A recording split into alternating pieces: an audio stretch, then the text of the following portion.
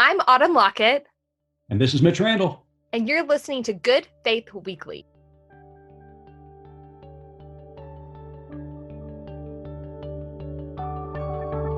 On this episode of Good Faith Weekly, we're going to be talking about mental health. Also going to be talking about, under mental health, pastoral isolation, healthcare workers dealing with some very strenuous times these days. And so we want to talk a little bit about what they're dealing with, and then also just in general mental health, how we're holding up during this pandemic crisis. And that's going to lead into our third segment when we're going to be interviewing later on in the pod two chaplains, Renee Owen out of Atlanta, Georgia, and Kelly Belcher out of North Carolina, and you'll want to make certain to stick around for that interview. That's in the third segment. In our deeper dive today, we're going to look at the several states beginning to already open up their economy, even though the data suggests that they need to wait a few weeks. And then over this past week, there's been several protests erupt over the country demanding that the economy began to be reopened. And so we're going to talk a little bit about that in our second segment and in our deeper dive. So stay tuned. So Autumn, how are things going with you? Your family doing okay? We're in week 6 of our quarantine isolation. And I don't know, there's sort of a heaviness. I think the reality that this is sort of our existence for the foreseeable future has really sunk in. I also have just heard from several people in my peripheral world that I didn't realize that family members of theirs had lost jobs, have lost loved ones. And there's just, I don't know, it just feels kind of heavy. Yeah, this week is, and I don't know if it's like a post-Easter kind of blah, because, everybody was looking forward to Easter, and it came and we celebrated in new and creative ways. And then after Easter, kind of had a week of adjustment, and now entering into the second week after Easter. I think the heaviness is really starting to set in on folks. The economy, everybody's gotten their stimulus money by now. I know some of the written checks are just now being issued because the president wanted his signature on the memo line, which was absolutely ridiculous. But nevertheless, everybody's starting to get their stimulus money, but there's an economic reality starting to set in. We're going into the second month of quarantine. Bills are starting to pile up. The reality of the situation is really starting to get to folks, I think. Not only when do we reopen the economy, but now they're talking about, this virus, until we get a vaccine, is never truly going to go away, and there might be a second larger spike in the fall. Yeah, it's just I feel like, a few weeks ago, we were all sort of in one camp, and it was camp, stay home, be safe, do what you have to do to take care of one another.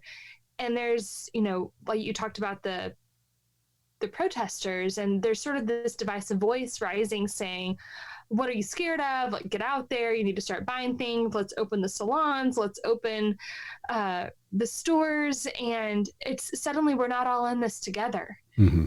And it's just trying to toe that line of what's the smart thing to do versus what's the wise thing to do. Right. And so I think it's very genuine and very real that these emotions that we are all feeling, those who are advocating for a quicker opening of the economy, those of us who want to be more cautious and a more gradual opening of the economy, all of these feelings are very real, and they're taking a toll on us. And there's even divisions within families, maybe even in households that you're being quarantined in at this time. And so the emotional state of the country, the emotional state of the family, of congregations is very, very real. And I know we've been talking a lot about families and how people are coping within their homes and talking about good mental practices. But more specifically, really want to talk today about pastoral isolation. I've been talking to several pastors over the last several weeks now, and it's really starting to sit in on them, trying to minister to their congregations, because a majority of pastors are, outgoing, relational type of people, enjoy the interaction with. Let's just call them what they are. They like their adoring fans. Well, I don't know who your pastor is, but your pastor's my pastor. But yeah, they have their adoring fans, but they're just social in nature, Yeah, and they are. it's starting to take a toll on them. They're feeling isolated. They're tired of preaching to a screen because preaching is very interactive. There's a give and take, no matter what tradition you come out of. It's very relational, and You so. almost want to give them like an old fashioned laugh track, but like a like amen, hallelujah kind of track for them. We should market that at Good Faith Media. Exactly. Next time Jacob is on behind the pulpit and preaching on a Zoom, we'll throw that in for him. How's that? I think it would help them. Well, we are givers. We are here for you, pastors. Of course, we could also offer this. We usually leave that sound effect to the choir. True. They're really good at that. But at any rate, I feel for our pastors. Continue to pray for your pastors and your pastors' families. Try to support them any way you can. Having to put up with them. That's exactly right. Yeah. The families are struggling because they're ready to get these extroverts out of their house. Don't you know they're just having to listen to sermons at the table? Oh my gosh. Spouses and kids, bless their hearts. We're going to market some Good Faith Media earplugs. That's right. I like it. I like it a lot. So, but then also, the healthcare workers, there's been a lot of attention put on them lately. And they're doing talking about going above and beyond. They certainly have done so over the last several months. But I can't imagine the emotional and spiritual toll it's taking on doctors and nurses and people really on the front lines that are dealing with this. Just the constant of sickness everywhere, the constant of death, it just got to take a toll on you after a while. So if you know anybody in the healthcare industry, please not only pray for them, but reach out to them. Tell them that you're thinking about them and supporting them in various ways. And, they're having to be really innovative. We, hear a lot in the news about teachers who have to outfit their own classrooms out of their budget. But we have our neighbor, I'm looking at her house, our neighbor across the street is a doctor in the ER here in Norman. And she, because they're just at such a critical stage with PPE, she invested in her own mask, but it's a reusable one, and it has the filters are washable, and it has like a gel around here so it doesn't hurt her face when she has to wear it for a 12-hour shift. Right. And she said it's really made all the difference in patient care. She feels like she can get a little closer to the patients, and we took a distance walk all together on a Saturday morning, and just listening to her and her passion for what she does.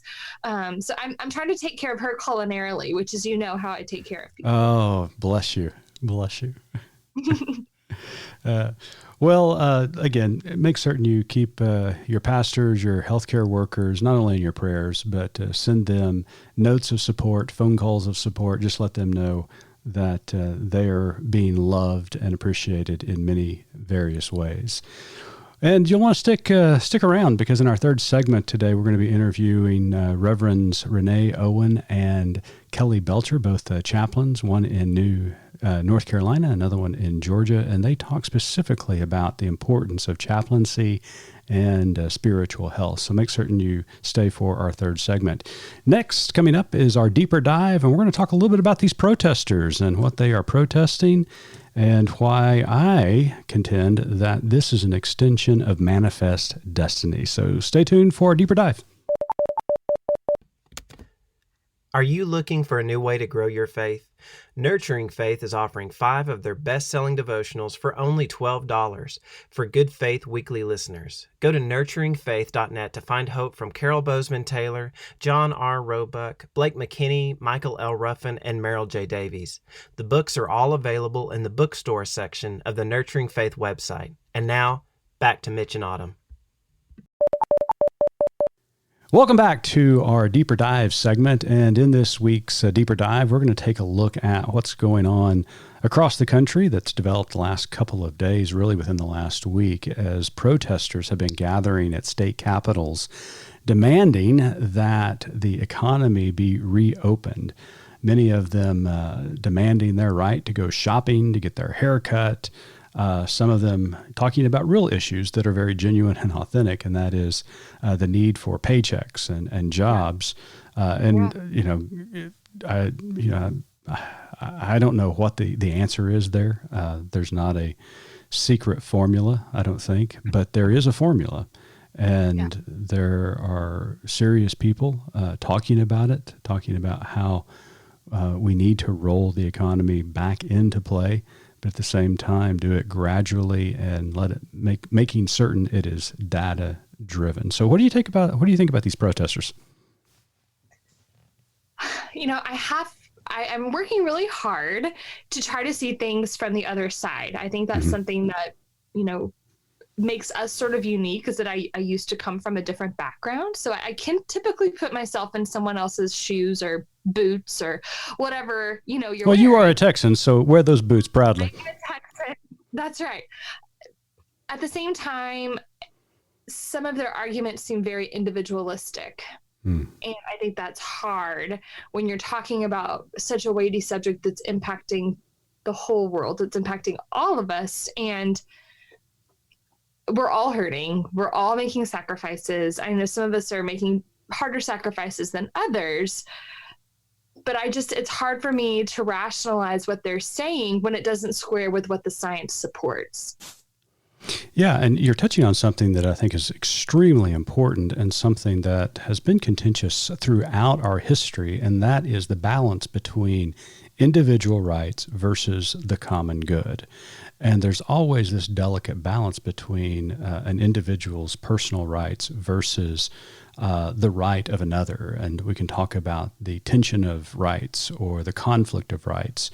One of my mentors, Brent Walker, when he would lecture on religious liberty and church-state separation, he used to talk about, when I swing my fist, where does my right to swing my fist end? Does it end at the tip of your nose? And I think that's a reality that we are facing. And like I said, there are some very valid points that some of these protesters are making as far as when will we be reopening the economy. But it seems as though they want to open the economy based upon faulty data and really driven by a passion that somehow this epidemic or this pandemic has been overblown. You still see people on social media talking about comparing this to the common flu, which is ridiculous. There's no comparison whatsoever. This ramped up so quickly. It infected so many people so rapidly and caused so much death so quickly. There's no comparison to the common flu. And my fear is that even though we are seeing a downward trend now in the virus, both the afflicted as well as the death rate, what we may end up happening if we open up the economy too soon is another spike emerge. Yeah. And that's terrifying. And I think a lot of politicians are playing to their base, they're more concerned about being reelected and trying to get campaign fund than truly taking into consideration the common good of all people. And we've heard it, and you mentioned being from Texas. We've heard from Texas politicians recently talking about they would gladly sacrifice their life for the sake of the economy, which tells you a lot who their true God is. Is it God himself who values life, values every person, or is it the almighty dollar? And here in the good U.S. of A., my fear is that we are seeing it is the dollar. Yeah, well, we know how Jesus felt about that. It's the only time he ever threw a fit and flipped tables. That's right. Maybe we need to start flipping some tables and reminding some of these politicians what's truly important. I wrote a column this past week, last Thursday, on April 23rd, entitled "Manifest Destiny Fuels Misguided Protests to Reopen Economy." And the premise of the piece was that these protests, while they do have some valid points to argue, the real theological and political background has been given birth through this concept of manifest destiny, that a certain segment of the world is chosen by God. Therefore, anything that they do, whether that is land discovery or land acquisition or economics or political ventures, anything they do will be blessed by God, because they are the special chosen people, and they are destined to rule over others. Wait a minute. You mean they're not? Well, I hate to point out the truth of the matter, but the Bible has something to say about a lot of this. And, Paul talks about it, that there's neither Jew nor Greek. Jesus certainly demonstrated equality within his ministry, always reaching out to the most afflicted, the sick, the poor, the ostracized, the marginalized. While he certainly stood up to those in power and spoke truth to power, it wasn't to talk to them about reopening the economy, or that there is a sense of privilege by those who are the ruling class. It was always, we need to take care of the less fortunate and those who cannot take care of themselves. And he spoke routinely about that. And this idea of manifest destiny is still playing a part in our society today, that there is a segment of Christianity, evangelicalism, that thinks they are special in the eyes of God. And I hate to tell them, but they are not special. We are all special in the eyes of God. Not only them, but everyone else is as well. And they don't get to make the final decision just because they wear the tag of Christian on their sleeve. And so it really is disheartening when you see Christians especially raising weapons at the Capitol and saying, "Don't tread on me." Sometimes I wonder if these protesters who claim to be Christian are really better, and I even hate to say the word citizen, but better at attempting to be patriotic than they are living out a genuine faith following Jesus Christ. Mm-hmm. Yeah, I think you're completely right. And locally, it's been really interesting because we have a mayor who is, working really closely with our local medical school and scientists. But we have a governor who is sort of like, open her up. And I know the mayors of Tulsa and Oklahoma City and Norman have all been like, yeah, we're going to go ahead and wait on that. We're going to do a little more research. We're going to see what data comes in. And it's interesting to hear just the back and forth and the communication there. And so far, they've kept it very, polite, I think. But they're also, like you said, they're speaking truth to power. And I support them. And that can't be easy as, just a mayor to speak up. I also noticed that our state capitol is going to remain closed for his offices. So. Well, of course. And that's the sad thing about it, when governors make these decisions, as well as anybody with authority, I would even say on a federal level as well. And we've seen this throughout the pandemic. When there is inaction or there is not leadership at those positions, they pit everybody else against one another. Yeah. So the cities you mentioned here in Oklahoma, Norman, Tulsa, Oklahoma City, who are going to remain closed, are now pitted against cities that are around them who may be opening their businesses. And they've created this very competitive environment because then all of a sudden some of the local businesses here in Norman say, well, cities right next to us are opening up. Why can't we? I'm losing all my customers to them, and vice versa. So this lack of leadership is really causing a lot of divisiveness within states and within the country at large. I just don't know how public health is a political issue. Well, all you have to do is look at the debate with healthcare in this country, and it will show you that it is indeed a very, very tenuous issue. And it goes back to, what is the healthcare industry truly about? What is its mission statement? What is its objective? Now, what they'll tell you is its objective is to heal as many people as they can and provide services for as many people as they can. But it seems like it is unbalanced, because it seems like the most important thing at times is profits. All the time. And so anybody who's had to deal with an insurance claim that's gone wrong can contest to that. But you would think healthcare would not be an issue. You'd think a pandemic would not be an issue. It'd be one thing that we came together on and really worked towards a common goal.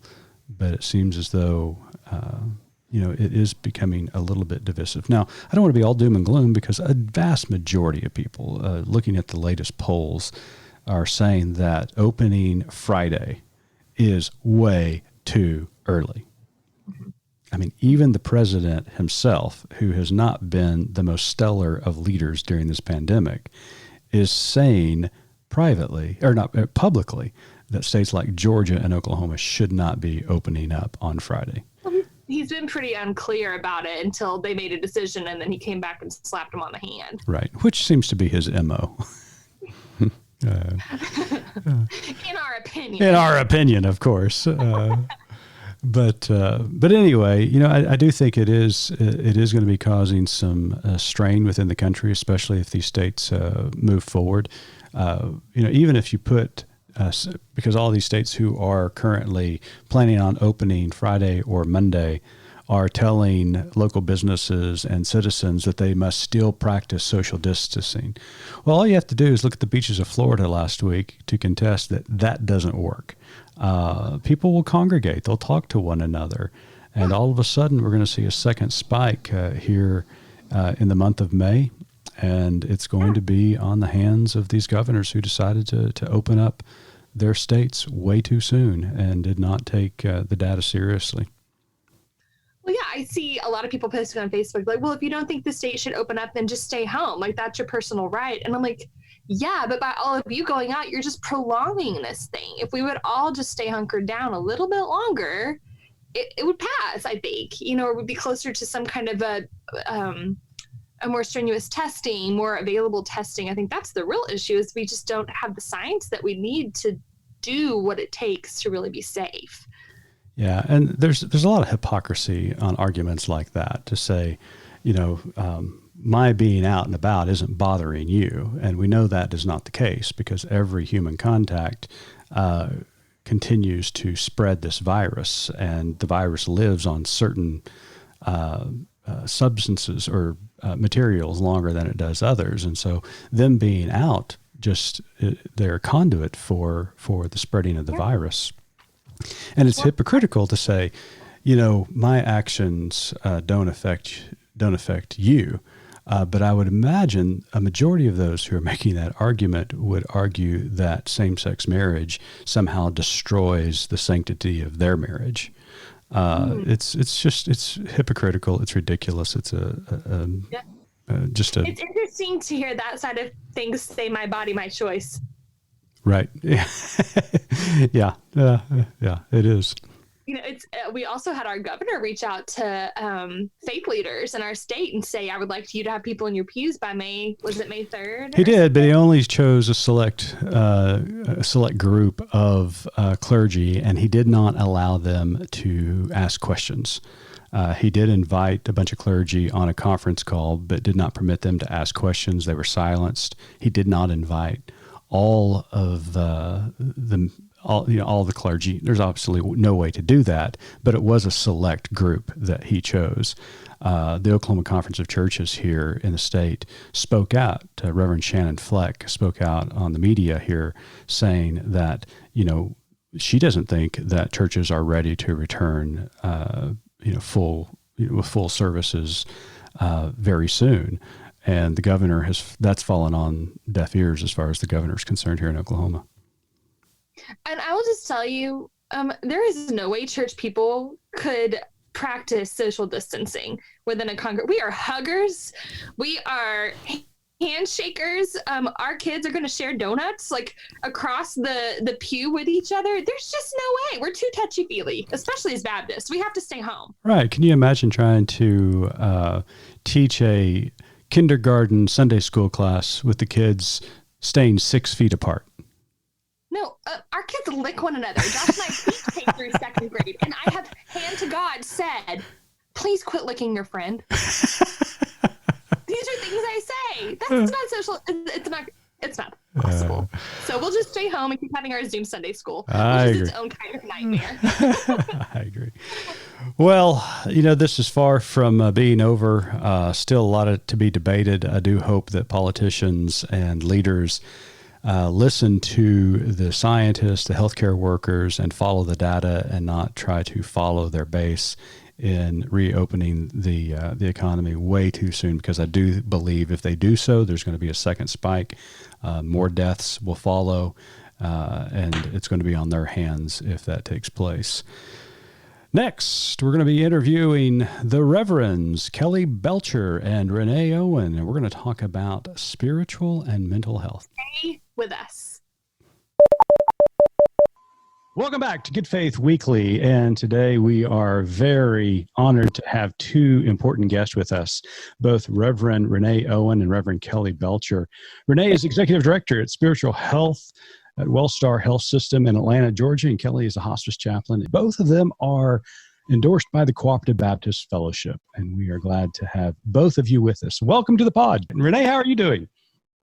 Great. It's really good to join you all today. Really appreciate the opportunity. Good. Well, Welcome. we've been starting all of these interviews with pretty much the same question, and that is, how are you feeling? How are your family members feeling? Everybody okay in your households? We're doing good. And Tommy, my husband, Tommy and I are doing well. We're fortunate to be in an industry where we continue to work. So that's a blessing. And that has brought some concerns, but we are healthy and well.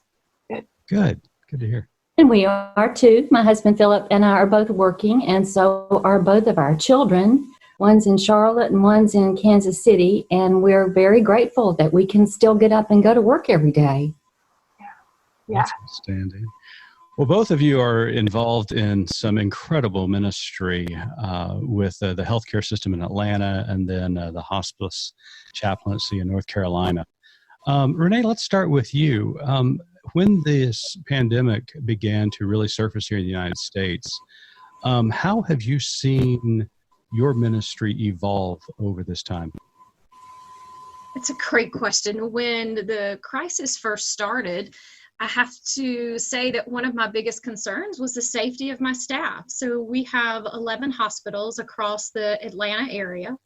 And in those 11 hospitals, we have chaplains in all of them. And one of my biggest concerns in the very beginning was, how do we continue to do ministry and offer the essential spiritual care and keep our staff, our chaplains, safe at the same time? We also were aware that even in the beginning of the crisis, and as the crisis continued, that we were going to be short on potentially and short on PPE, the personal protective equipment, the masks and the gloves and the gowns. And we wanted to be good stewards of those things, because we know that that's essential equipment for our doctors and nurses to go into those rooms to care for our team. And so we very quickly had to start thinking about, how do we continue to do spiritual care? So much of what we do as chaplains is relational. And how do you keep a spiritual connection and a relational connection when you have to be physically at a distance from someone? Right. So very quickly we had to look at, how do we continue to do that? Wow, what a challenge. And did you come up with policies and procedures to on the go to figure out how to do that? We did. We started really quickly looking at, how do we maintain that connection? And I would say one of the first things that we implemented was no isolation rooms. And that was a struggle for us, because as hospital chaplains, that's where we go. The event happens or the crisis happens and we run to it. We're there to be the calming presence in the midst of the crisis, in the midst of the illness.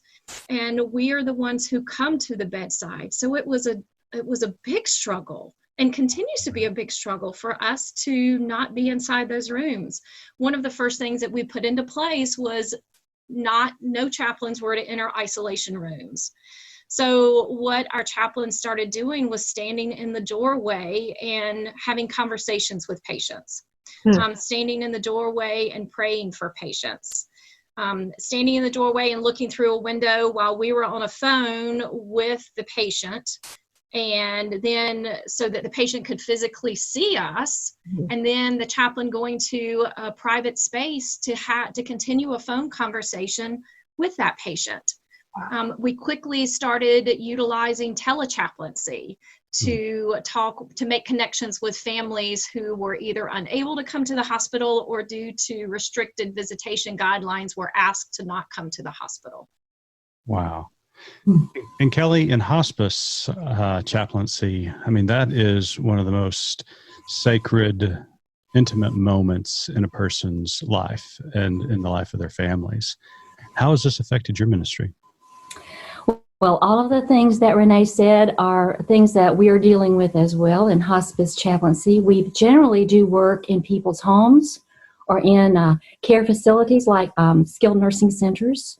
And we do have an inpatient facility for folks who need to come in and get skilled care. And in all three of those settings, it's been terribly difficult to figure out how we are going to come alongside when presence is really the main way chaplains provide care.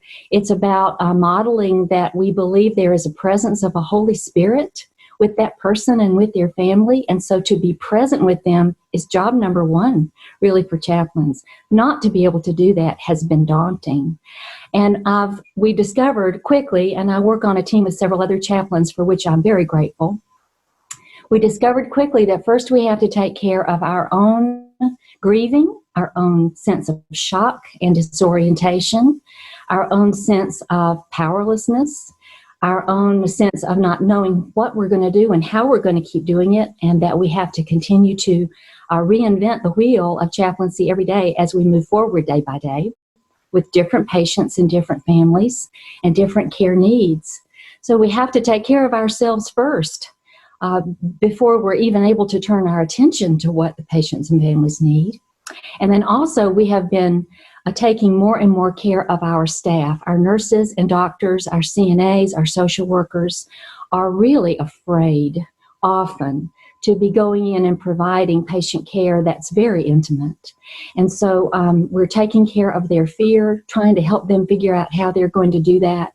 The PPE is a perennial problem, and so far we've had what we needed.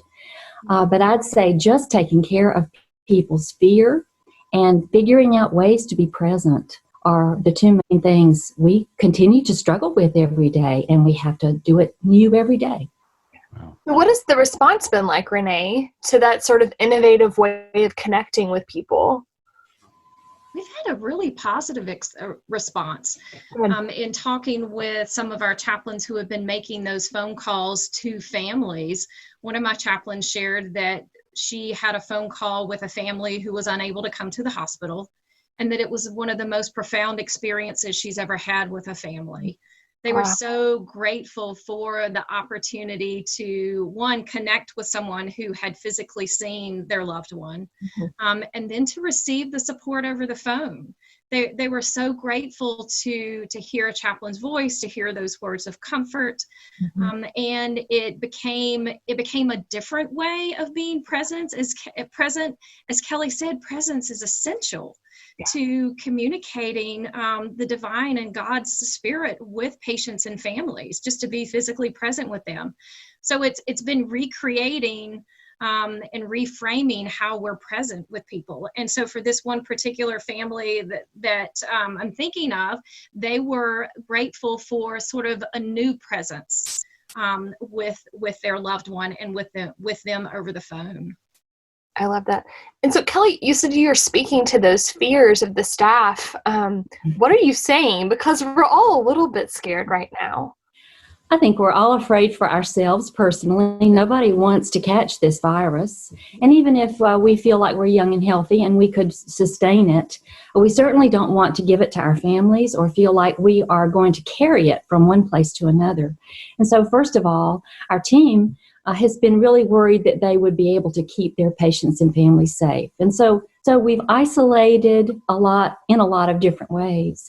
And isolation is a spiritual problem. So in order to provide the care we need to provide, we're creating a spiritual problem to do it. And I think we're also having to acknowledge among our staff that they feel isolated as well. Some of them have sent their children to live with grandparents. Some of them have taken their children out of care, and spouses who are not able to work anymore are at home with them, and they're isolating themselves from their children to make sure they don't spread virus. So in lots of ways, we feel alone, and that's really one of the biggest things we've been dealing with too.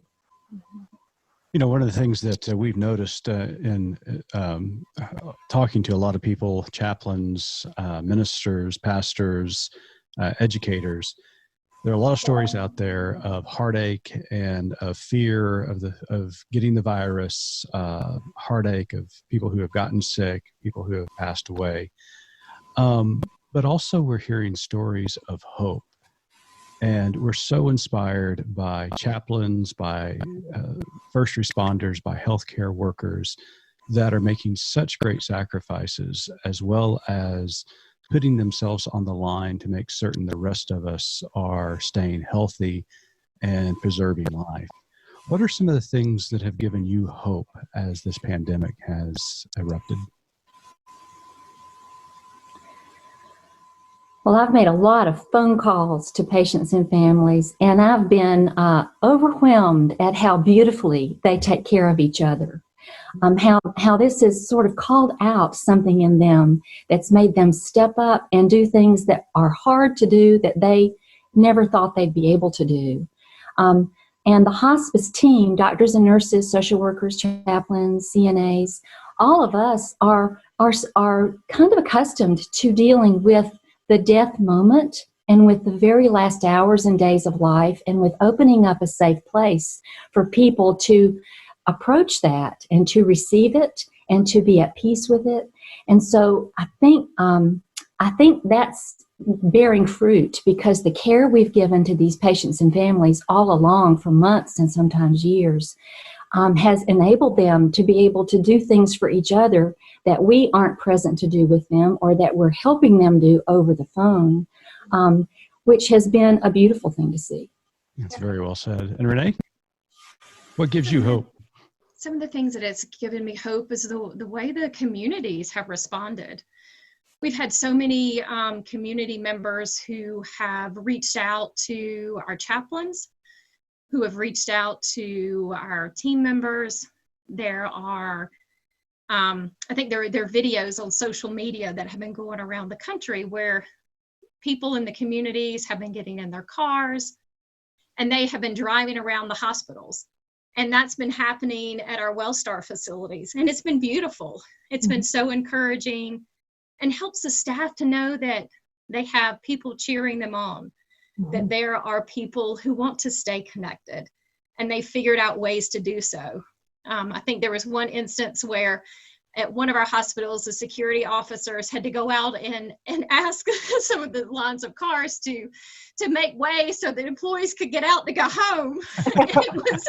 And it was a good problem to have. Sure. And it was just the flashing of their lights and the honking of their horns and just being present to let everyone know that, we're in this as a community, that we're not alone. And in this moment of difficulty and isolation, it really calls each of us to bring to mind that belief we have that there is a Holy Spirit that binds us together, that keeps us connected even when we're physically apart from each other, that there is a crisis that gives you an opportunity to really press your faith to the wall and live what you believe. That's not all bad. There is something redeeming in that. That's very, very well said. So Kelly, I'll start with you, and then Renee, you're teed up for the next one. We like to ask, because our motto at Good Faith Media is "There's more to tell," and we fancy ourselves sort of a megaphone for others, so that we can be that voice for you and help your voice go farther. And that's what we want to do with this podcast. And your stories are so important. So to close the podcast, we'd like for you to tell us what your more to tell is. Well, as a hospice chaplain, I see every day that death is a beautiful moment. And people don't even know how beautiful they are. And to be able to witness that and to be present with that is a great joy for me. And I also am really grateful for all of the moments of total hilarity and silliness and ridiculousness and jokes. I'm watching sheep videos and I'm gobbling like a turkey with my team, because we are going to live through this and we're going to come out on the other side, and there is great hope in that. Wow, very well said. Now you got to live up to that, Renee. I know, right? For me, it's about the mantra that I keep going back to throughout this crisis is we are hospital chaplains. We are chaplains. This is who we are. This is what we do. We bridge the gap. We bring the divine into presence with others, and we're invited to be a part of that sacred moment. It's such sacred work that we're invited to be a part of, and to be able to continue to do this sacred work in the midst of a crisis really is an awesome journey. Even redefining how we bridge that gap and how we're present with people really is an incredible opportunity. Mm-hmm. Well, once again, thank you so much for joining us, Renee, Owen, and Kelly Belcher, who are also part of Good Faith Media. They serve on our board of directors, and we are glad that they do so. And we are very grateful for that. Until next week, thank you for joining us at Good Faith Weekly. Stay safe and God bless.